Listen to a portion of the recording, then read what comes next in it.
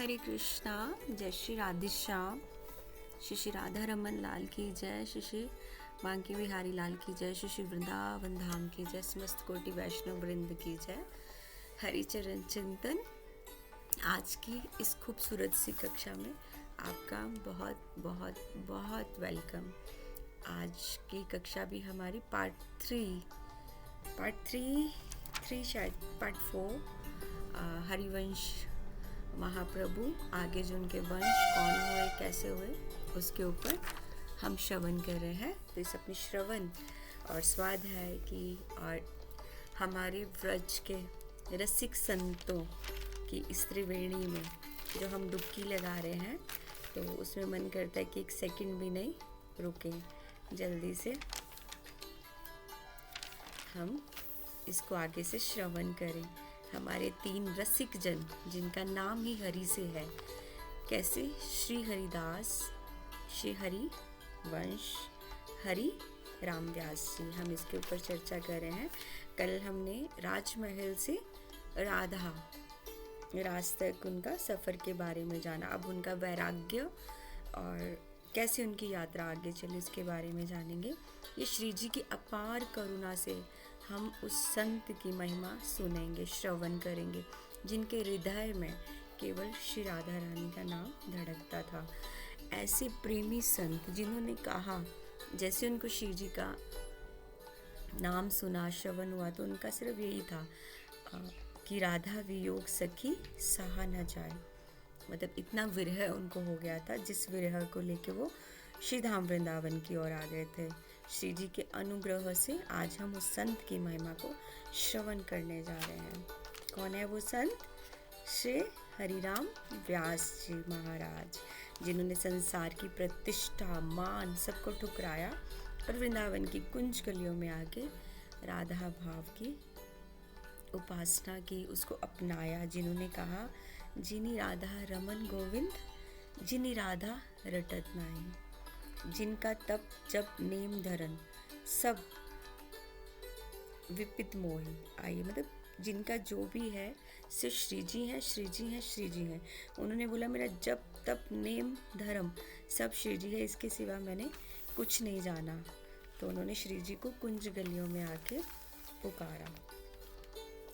तो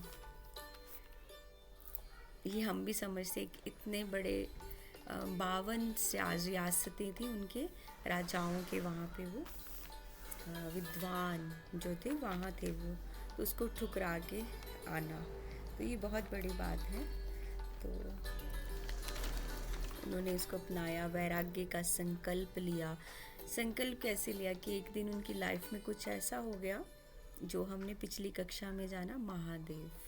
महादेव ने उन पर कृपा की और उनके जीवन का वो एक ऐसा टर्निंग पॉइंट हो गया कि जो उन्होंने राधा नाम सुना, नाम से शब्द नहीं भाव की लहर उनके हृदय में गूंज गई। और वही वो पल था जिसमें उन्होंने उनकी पोथियों और एक पोस्ट, एक पद का अहंकार जो उनको एक पल में सब तुच्छ लगने लगा, उन्होंने महादेव को सरेंडर किया और बोला कि इन सब का मैंने कुछ नहीं पाया है, अब आप ही मुझे रास्ता दिखाइए। फिर उनका वृंदावन गमन हुआ, सब कुछ छोड़ के गए। उसके बारे में हम आगे चर्चा करते हैं। तप्त कांचन गौरांगी श्री राधे वृंदावनेश्वरी वृषभानु सुते देवी प्रणमामि हरि प्रिय वांछा कल्पतरुभ्यश्च कृपा सिंधु भैव पतितानां पावनेभ्यो वैष्णवेभ्यो नमो नमः। तो मुझे क्षमा कीजिएगा, मेरे पास गैजेट नहीं है और जैसे कक्षा शुरू होती है ये समय इतनी जल्दी भागता है। तो हम स्टार्ट करते हैं पार्ट 2, पार्ट 3, पार्ट 4, कुछ भी आप कह सकते हो। हरिराम व्यास जी का जीवन के ऊपर हम स्वाध्याय श्रवण कर रहे हैं। हरिराम व्यास जी, जब उन्होंने हित हरिवंशी का वो रचित भोर का पद किससे सुना था, हमने पिछली कक्षा में जाना नवलदास जी से। वो कौन थे? व्रज के एक व्यक्ति। तो मैंने आपको 3 सिम्टम्स बताए थे, जब आपको लगे कि वृंदावन मुझे पुकार रहा है। वो 3 सिम्टम्स कौन से हैं? फर्स्ट, आपको स्वप्न में वृंदावन श्री वृंदावन धाम का दर्शन होगा। सेकंड, आपको धाम से कोई महान ब्रज के भक्त या ब्रज का कोई व्यक्ति आपको मिलेगा। और थर्ड क्या था? प्रसाद। तो उनको क्या मिला था? हरि राम व्यास जी को हितवहरी वंश जी का रचित भोर का पद जो वो गायन कर रहे थे वो प्रसाद के रूप में उनको मिला। तो तीनों सिम्टम्स इकट्ठे हुए, तो उन्होंने वो जिस भी अवस्था में थे वो चल पड़े धाम की ओर। वो 5 गाड़ियाँ उन्होंने पोथियों की वो भरी, लेकिन किसी को बताया नहीं कि मैं जा रहा हूँ, और वो सीधा निकल गए कि अब और नहीं रहूँगा और विरह नहीं सहूँगा, अब मुझे जाना है। और क्योंकि वो पोथियाँ, कोई बोलेगा पोथियाँ क्यों लेके गए? वो इसलिए लेके गए कि वो निचोड़ निकालना चाहते थे कि इन पोथियों की वजह से मुझे जो अहंकार था इससे मुझे क्या मिला, और इसको वहीं पे विसर्जित करूँगा। धाम आते ही वो श्री राधा वल्लभ जी के दर्शन किया। जैसे ही उन्हें श्री राधा वल्लभ जी का दर्शन प्राप्त हुआ, प्रथम दर्शन जैसे प्राप्त, उनके से सुंदर भाव प्रकट हो गए कि उन्होंने बहुत सुंदर पद गायन किए कि राधा वो तो होगा ही। राधा वल्लभ जी कौन है? देवादिदेव महादेव के सेवित ठाकुर जी। और ये हरि राम व्यास जी को किसने भेजा सेवा के लिए? स्वयं महादेव जी ने। तो ये तो होना ही था, महादेव। तो वो सब अपने आप उनको प्रकट हो रहा था जो उन्होंने गाया। उनके मुख से इतने सुंदर भाव प्रकट हुए। मेरी वॉइस अच्छी नहीं है, लेकिन मैं वो लाइन आपको ऐसे गाऊंगी। सर्वोपरि सभी को ठाकुर, सर्वोपरि सभी को ठाकुर। मतलब इस लाइन से मुझे ऐसा लग रहा है कि क्या स्थिति होगी। आप भी इसको श्रवण के साथ साथ भाव में जाइए और फिर उसको श्रवण कीजिए, अनुभव कीजिए क्या स्थिति होगी जब वो आए। उन्होंने स्वयं राधा वल्लभ जी का प्रथम दर्शन किया, और उनके अनायासी उनके मुख से जो उन्होंने पद गायन किए वो ऐसे थे कि सर्वोपरि सभी को ठाकुर, सर्वोपरि, सर्वोपरि है सभी का, जो ठाकुर है। अब उनके मन में जब ये पद गायन कर रहे थे, साथ साथ अब उनके मन में आया कि जिनका मैं पद, सिर्फ पद सुन के मुझे वृंदावन की ओर आ गया। कौन थे वो? हित हरिवंश महाप्रभु। तो वो कैसे हैं, उनका भजन कैसा है, जिनको मैं गुरु बनाने जा रहा हूँ, तो वो कौन है? तो उनके बारे में मुझे जानना है, उनसे मिलना है। तो उन्होंने, और जो वहाँ पे सेवा में थे राधा वल्लभ जी हित हरिवंश महाप्रभु के साथ जो सेवा में थे, उनको उन्होंने बोला कि मैं बहुत दूर से आया हूँ ओरछा से, तो मुझे अभी के अभी मिलना है, क्योंकि मुझे अभी के अभी मिलना है। लेकिन वो गुरु की परीक्षा लेना चाह रहे थे। हमें कभी भी गुरु की परीक्षा नहीं लेनी चाहिए। तो थे तो वो भी विद्वान और विशाखा सखी कि मेरे पास समय नहीं है मुझे। उन्होंने सेवकों को बहुत ज़ोर देकर बोला, तो वो गए हित हरिवंश महाप्रभु राधा वल्लभ जी की सेवा में, भोग सेवा में थे, वो भोग सिद्ध कर रहे थे। तो उन्होंने बोला ठीक है, हरिराम व्यास जी को बोला ऐसे ऐसे आए हैं, जो भी उन्होंने बोला वो आए हैं, आपसे मिलना चाहते, रुक नहीं रहे हैं। तो उन्होंने बोला ठीक है, आप उनको बुलाइए। और हरिराम व्यास जी जैसे अंदर आए, जो प्रथम दर्शन राधा वल्लभ जी का जो किया, जो उन्होंने हित हरिवंश महाप्रभु का किया, इतना सुंदर दर्शन, जैसे वो देखा और वो सब भूल गए। उनको क्या जिज्ञासा थी, क्या प्रश्न थे, वो सब भूल गए, सब भूल गए, कुछ भी उनको स्मरण नहीं रहा। तो महाप्रभु ने क्या किया कि जो वो भोग सिद्ध कर रहे थे, उन्होंने उसको वहीं पे रखा, जो अग्नि थी उसको शांत कर दिया।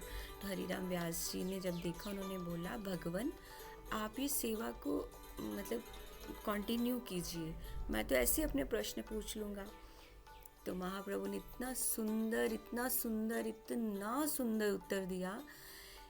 ये हम सबको सोचना चाहिए कि एक समय में उन्होंने बोला कि ये जो सेवा है ठाकुर जी की भोग सेवा, ये सांसारिक लोगों के लिए कि हाथों से कर रहे हैं,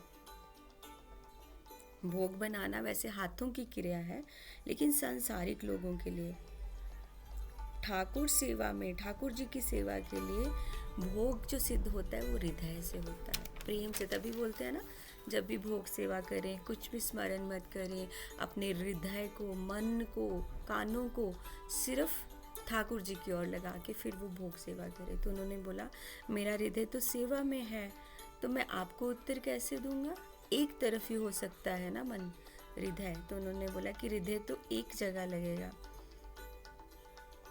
तो इसलिए मैंने पहले आपकी जिज्ञासा को उत्तर दे देता हूँ। तो बस ऐसा सुनने की क्या था, बस वो उनकी जिज्ञासा क्या, सब कुछ उनका ऐसे ही रह गया। तो उन्होंने बोला, हरिराम व्यास जी ने, भगवान मेरी जिज्ञासा शांत हो गई। मतलब उनको जिज्ञासा किससे शांत हो गई कि जो शरीर की प्राप्ति, हम शरीर की प्राप्ति है ना, शरीर की प्राप्ति है, और कि इस शरीर को ही है ना जो पोस्ट है, कोई महामंडलेश्वर है, कोई VVVIP पर्सन्स हैं, जो भी इतनी इतनी उच्च आचार्य हैं, कोई कुछ भी लगा लीजिए, तो वो पैसा, मान, सम्मान, ये सब हृदय की वो एक प्राप्ति का है कि हमें इस पे है, ये एक अहंकार है। तो उनकी सब जिज्ञासा शांत हो गई। तो उन्होंने जैसे गुरु के चरणों की सेवा ये है, उन्होंने बोला कि ये है, ये है, ये कौन, गुरु, ये है रियल गुरु, जो आपकी जिज्ञासा का सिर्फ उत्तर नहीं दे रहे, आप प्रश्न पूछ ही नहीं पाए, जो क्वेश्चन आप लेके जा रहे थे कि उनका भजन कैसा है, उनकी रूटीन क्या है, उन वो जिज्ञासा जो लेके जा रहे थे, उन्होंने जब अपने गुरु को, उनका रहना सहना, उनकी जो सेवा भाव, वो सब देखा, तो वो वहीं पे शांत हो गए।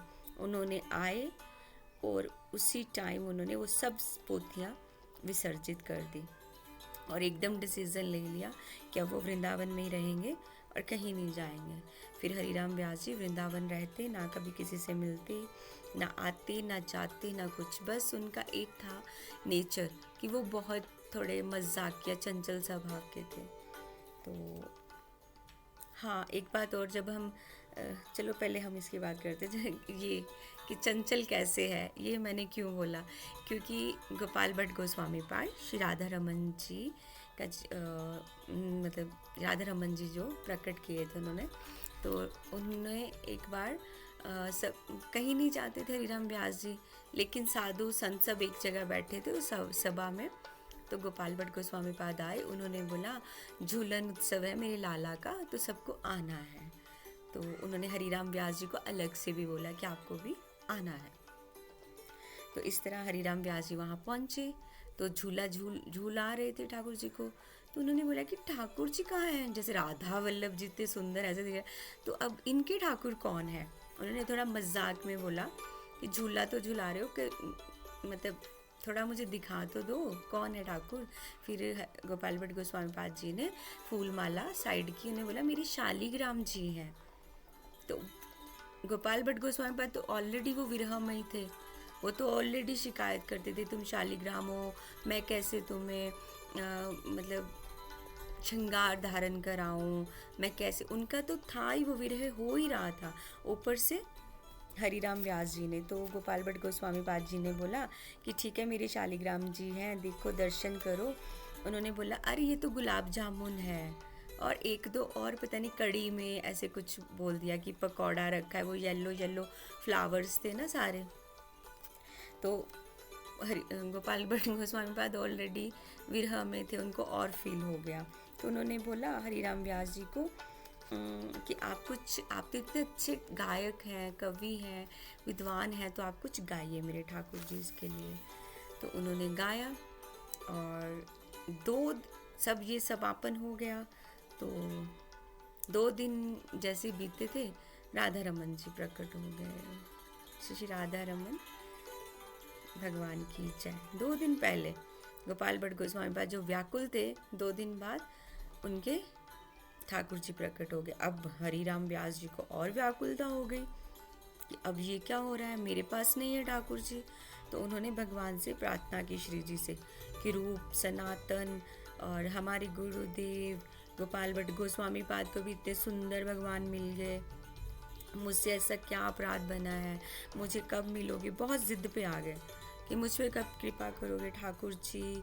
ये विरहा प्रेम सब, यही विरहा, जो विरहा प्रेम है यही प्रकट करता है भगवान को। इतना रोए, इतना रोए, इतना रोए कि प्राण त्यागने की स्थिति में आ गए। तो हमारी कृपा में किशोरी जी, श्यामा जी वो नहीं देख सकते ना। श्याम सुंदर तो लेट आएंगे, श्री जी पहले आ जाते हैं। तो श्री जी उनके स्वप्न में आए। तो श्री जी ने बोला, हे व्यास, चिंता मत करो, ऐसे अधीर क्यों हो रहे हो।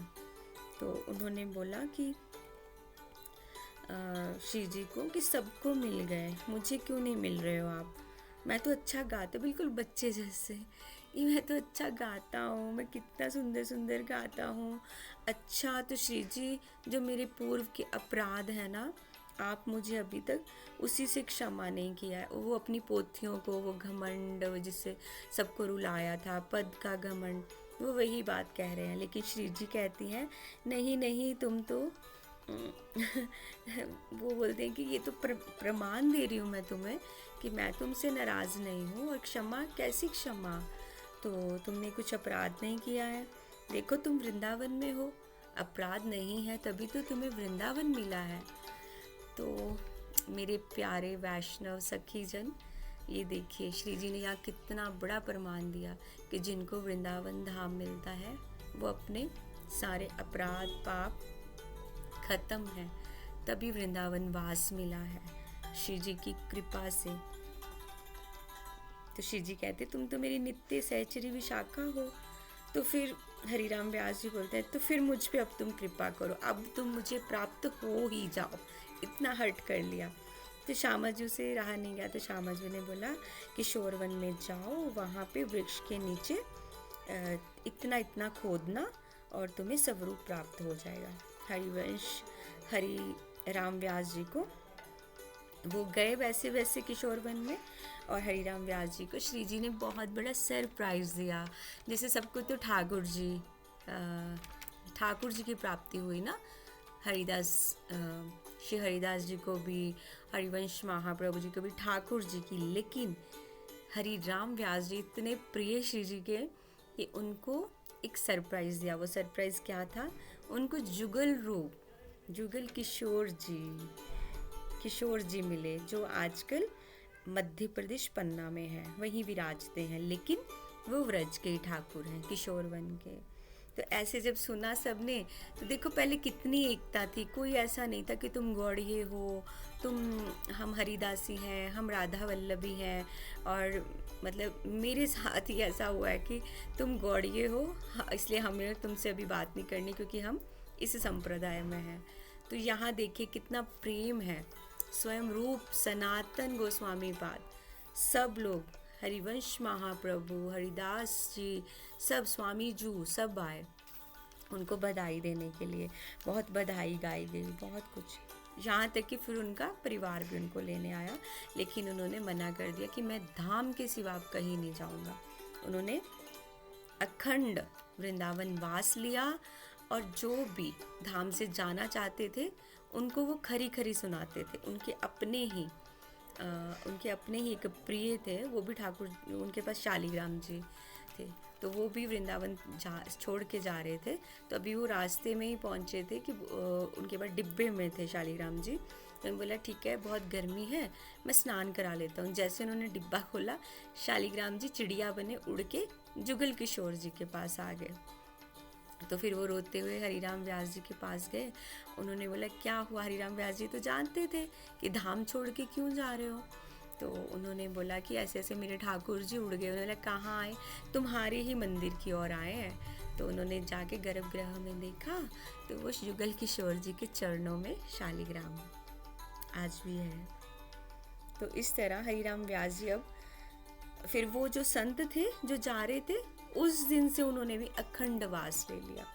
हरिराम व्यास जी भी घूम घूम कर सिर्फ यही देखते थे कि कौन वृंदावन से जा रहा है, कौन वृंदावन छोड़ रहा है। जो भी जा रहा होता उसको खूब खरी खोटी सुनाते। कैसे सुनाते, तुम कूकर शूकर गधा ये वो सब, कि तुम ऐसे हो जो तुम वृंदावन धाम। इसलिए वृंदावन धाम प्रबोधानंद सरस्वती पाद ने वृंदावन महिमा अमृत में स्पेशली एक एक चीज़ को क्लियर किया है कि यहाँ कुत्ते का जूठा पत्तल से खाना पड़े वो भी खा लो, लेकिन कभी भी धाम नहीं छोड़ना है। और जो धाम में रहता है वो श्री जी की कृपा से ही रह रहा है। अगर श्री जी ने ही वो उसके लिए सारा अरेंजमेंट किया है, श्री जी ही रखने वाले हैं, श्री जी ही उनके लिए सारा कुछ अरेंजमेंट करते हैं। और जो धाम में रह रहा है, अगर कोई उसके ऊपर उंगलियां उठाता है या भला बुरा कहता है, गंदा कहता है, तो वो श्री जी की नज़रों में वो इंसान नहीं है, कुत्ते से भी बदतर है। श्री जी उसको कभी प्रेम नहीं करते। इसलिए हमें ये शिक्षा मिलती है प्रबोधानंद सरस्वती पाद जी का वृंदावन महिमा अमृत हम शुरू करेंगे। उसमें साफ लिखा है कि जो वृंदावन धाम में रहता है उसको कभी नहीं वहाँ से निकलने को बोलना चाहिए, नहीं तो कई जन्मों तक तुम्हें आज जो अच्छे कर्म है वो तुम रहोगे, लेकिन वो जो लिखा गया है वो आपको भोगना ही पड़ेगा। तो इसलिए कभी भी अपनी वाणी से कभी नहीं कहना चाहिए। तो इसी तरह हरिराम व्यास जी ने अपने जुगल किशोर प्राप्त किए, तो उनको हरिवंश महाप्रभु की जैसे राधा वल्लभ जी मिले, हरिदास ठाकुर जी को बिहारी जी, ऐसे उनको भी उनके सेवा के ठाकुर जी मिले। तो ऐसी छोटी छोटी लीलाएं जुगल किशोर जी उनके साथ बहुत करते थे। लेकिन भक्ति आप सोचो, भक्ति नियम मांगती है, भक्ति त्याग मांगती है। और उनका नियम क्या था? उनका नियम ये था कि वो जुगल किशोर जी को भोग पधारते और उसके बाद वो भोग आता, वो प्रसाद होता, वो संत पाते, फिर वो संत पाते और जो संतों की पत्तल से उसको बोलते शीत प्रसादी, वो पाते थे। कितनी बड़ी भक्ति है। और वो श्री जी से यही कहते थे, श्री जी किशोरी मोहे अपना कर लीजो, श्री राधे मुझे अपना कर लीजो, मुझे और कुछ नहीं चाहिए श्री वृंदावन की, और क्या चाहिए? रज दीजो श्यामाजू, मुझे सिर्फ रज दीजो। और यही वो सेवा में करते थे, बार बार श्री जी के चरणों की ओर बलिहार जाते थे। और ये भी जब भी श्री जी से प्रार्थना करते थे यही बोलते थे कि श्री जी मुझे पता है मेरी सेवा में, मेरे भजन में बहुत अपराध है, ये समझिए मेरी वाणी से नहीं है। ये श्री जी को हम भी मिलके यही हाथ जोड़ के अब भी प्रार्थना करते हैं। श्री जी हरिराम व्यास जी तो बहुत उच्च संत, क्या वो तो स्वयं विशाखा सखी हैं, फिर भी वो श्री जी से कह रहे हैं कि मुझे पता है और हमें अपने अपराधों को स्वीकार करना चाहिए कि भजन में मेरी सेवा बहुत अपराध बनता है, लेकिन मेरी किशोरी ही मेरी रक्षा करती है, हमेशा मेरी रक्षा करती है। इसकी एक और लीला है, वो मैं कल आपको श्रवण कराऊंगी। एक लीला बहुत सुंदर है, जुगल किशोर जी की है। उसमें व्रज वो लीला कल के पार्ट में हम करेंगे। तो आज हम ये जानते हैं कि भजन करना कितना इजी नहीं है, भजन करना बहुत है, सेवा नियम, गिरावट भी आती है, लेकिन जब हम सेवा कर रहे हैं ना, तो सेवा एक ऐसा माध्यम है जो हमारे पूर्व जन्मों के जो पाप है ना वो भी कटते हैं। अगर हमारा संबंध नहीं है तो हम भजन मार्ग में नहीं आ सकते। संतों की सेवा है, महादेव का अनुग्रह है। तो हरिराम व्यास जी को जब उनका अंतिम समय था, अंतकाल में वो मानसरोवर पर रासलीला का उनको दर्शन भी मिला था। और ये भाव अगर हम चिंतन करें तो बहुत अच्छे से कर सकते हैं। और भक्तमाल, ये मुझे कहना था, भक्तमाल सामान्य ग्रंथ नहीं है जो हम श्रवण कर रहे हैं। ये भक्तमाल नाभा जी का हमने किया था, ये आगे हमने त्रिवेणी में, ये जो त्रिवेणी संगम, इसमें हम डुबकी लगा रहे हैं। तो प्लीज़ भक्तमाल को ऐसा मत समझिए, भक्तमाल रसिक संतों की एक माला है जिसका जो ऊपर सुमेरु है वो स्वयं भगवान है। तो जो भक्तमाल को श्रवण करते, जो हमारा मलिन मन है ना, जो गंदा मन, ये भी पवित्र हो जाता है जब हम रोज़ रोज़ भक्तों के चरित्र को हम गाते हैं, श्रवण करते हैं। जल्दी से ये सुनाती हूँ। भक्तमाल नाभा जी का है। तो जब नाभा जी के गुरुदेव अग्रसेन जी ने उनको आज्ञा की थी, तो नाभा जी ने अग्रसेन जी के पास गए, उन्हें बोला, गुरुदेव मेरे को ना व्रज के संतों का चिंतन नहीं आता है, ऐसा क्या हुआ है? तो उन्होंने नाभा जी ने जब बोला कि मेरे नेत्रों में आते ही नहीं है वो चित्र, ब्रज के संतों का चिंतन ही नहीं, तो उनके गुरुदेव ने बोला कि आपने भगवान के 10 अवतारों का चिंतन किया और वही आया आपको। तो व्रज वाले तब आएंगे अगर किशोरी जी का चिंतन करेंगे, ध्यान करेंगे। फिर नाभा जी ने नहीं, अग्र दास उनके गुरुदेव ने गाया किशोरी जी के चरणों की अग्रदास जी ने वंदना की। इधर अग्रदास जी किशोरी जी के चरणों की वंदना कर रहे थे और नाभादास जी के चित्त में व्रज के रसिक संतों के दर्शन आने शुरू हो गए। पहला कौन सा था? हरिवंश महाप्रभु, श्री राधा वल्लभ लाल की जय। जब वो चित्र लिखने लगे, चरित्र जब उन्होंने लिखे नाभादास जी ने, इसीलिए हमने इस त्रिवेणी में डुबकी लगाई। पहला उनको आया चित्त में नाभादास जी के हरिवंश महाप्रभु, सेकंड हरिदास जी, थर्ड हरिराम व्यास जी। बाद में ब्रज के और संत आने लगे। इस तरह उन्होंने भक्तमाल में व्रज के संतों का चरित्र का, क्योंकि भक्तमाल क्या है, नाभादास जी के जो